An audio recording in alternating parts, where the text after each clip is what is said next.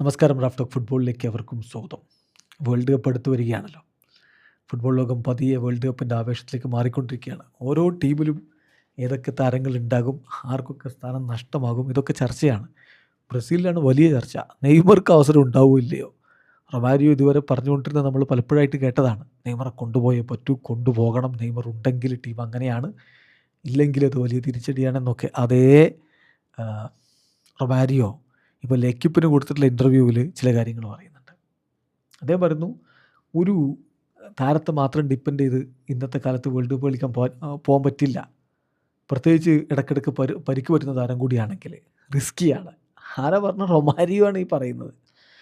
ഇതുവരെ നെയ്മറെ വല്ലാതെ സപ്പോർട്ട് ചെയ്ത് സംസാരിച്ചിരുന്ന ആളാണ്. പക്ഷേ അദ്ദേഹം കാര്യങ്ങൾ ഇപ്പോൾ കൃത്യമായിട്ട് വിലയിരുത്തി പറയുകയാണ്.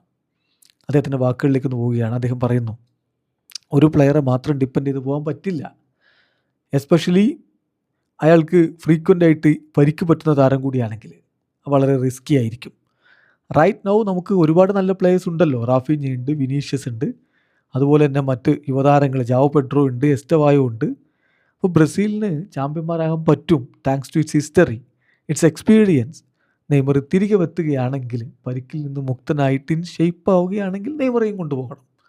അതാണ് എനിക്ക് ഇക്കാര്യത്തിൽ പറയാനുള്ളത്. ടെക്നിക്കലി ബ്രസീലിനെ സംബന്ധിച്ചിടത്തോളം ഡിക്ലൈൻ ആയിക്കൊണ്ടിരിക്കുകയാണ്, ഒരു യാഥാർത്ഥ്യമാണ്. ആ 2002 ജനറേഷൻ ഉണ്ടല്ലോ, ആ ജനറേഷന് ശേഷം കാര്യങ്ങൾ കൂടുതൽ ബുദ്ധിമുട്ടാണ്. ഇപ്പോൾ നമ്മളൊരു പ്ലെയറെ മാത്രം ഡിപ്പെൻഡ് ചെയ്ത് പോവുകയാണെങ്കിലോ, നെയ്മറെ മാത്രം ഡിപ്പെൻഡ് ചെയ്ത് പോവുക, അതാണ് നമ്മൾ ഇതുവരെ ചെയ്തുകൊണ്ടിരുന്നത്. കൂടാതെ നമ്മുടെ യങ് പ്ലെയേഴ്സ് യൂറോപ്പിലേക്ക് വളരെ നേരത്തെ പോവുകയും ചെയ്യുന്നുണ്ട്. അതും ചെറിയ ക്ലബ്ബുകളിലേക്ക് പലരും പോകുന്നു. അവിടെ തീർച്ചയായിട്ടും അവരുടെ ആ ഒരു എസൻസ് നഷ്ടപ്പെടുന്ന സ്ഥിതിവിശേഷം ഉണ്ടാവുകയും ചെയ്യുന്നുണ്ട്. എന്തായാലും ഞാൻ വിശ്വസിക്കുന്നുണ്ട് ബ്രസീലിന് 6ാം വേൾഡ് കപ്പ് നേടാൻ പറ്റും. ആളുകൾ ഇന്നത്തെ കാലത്ത് ബ്രസീലിൽ ആളുകൾ ഒരുപാടൊന്നും വിശ്വസിക്കുന്നില്ല എന്നുള്ളതും ഒരു യാഥാർത്ഥ്യമാണ് കേട്ടോ. പക്ഷേ ഓൾറെഡി 1994 ഇതേപോലൊക്കെ തന്നെയായിരുന്നു. പലരും വിശ്വസിക്കുന്നുണ്ടായിരുന്നില്ല. ഞങ്ങളപ്പോൾ കിരീടം കൊണ്ടുപോയില്ലേ. അതുപോലെ തന്നെയാണ് വിത്ത് കാർലോ ആഞ്ചലോട്ടി. അദ്ദേഹം വളരെ റെസ്പെക്റ്റഡ് ആയിട്ടുള്ള മനുഷ്യരാണ്.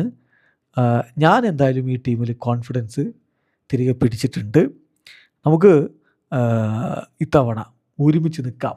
24 വർഷത്തെ ടൈറ്റിൽ ഡ്രൗട്ട് അവസാനിപ്പിക്കാൻ നമുക്ക് ഒരുമിച്ച് നിൽക്കാം എന്നാണ് ഇപ്പോൾ റൊമാരിയോ പറഞ്ഞത്. ചുരുക്കത്തിൽ റൊമാരിയോ ഏതാണ്ട് കളം മാറ്റിയ മട്ടാണ് കേട്ടോ. വീഡിയോ അവസാനിക്കുന്ന ഫുട്ബോൾ ലോകത്തെ കൂടുതൽ വിശേഷങ്ങളുമായി റാഫ് ടോക്സിൽ എത്താം.